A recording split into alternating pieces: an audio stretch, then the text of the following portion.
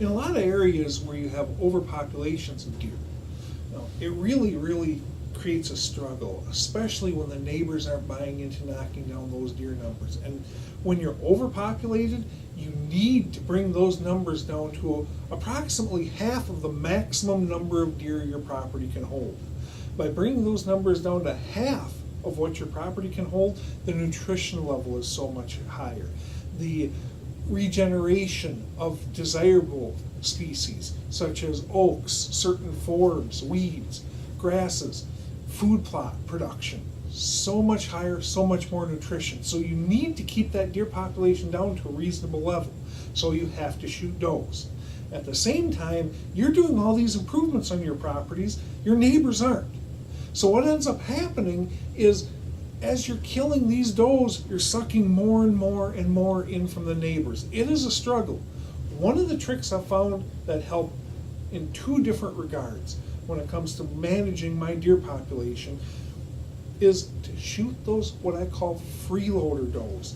What I want to do is I want to get those does that are bedding on my neighbor's property but feeding on mine, going back and forth. I want to do that for two reasons. One, when I shoot them, there's not as many more does to fill in. They don't realize that I've got this food over here. When I shoot the does that are living on my property, well, these does are already doing this. So all they do is, boom, they just go ahead and substitute themselves for the does that I removed from my property.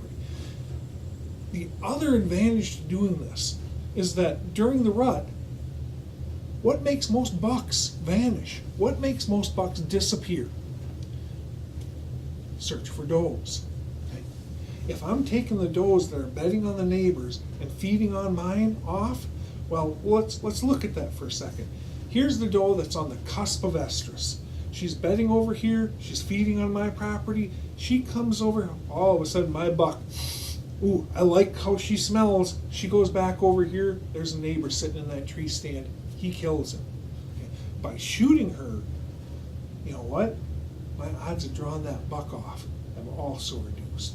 I'm trying to increase the reason for the buck to stay on my property because he's busy with my resident does here and not jumping property lines as much.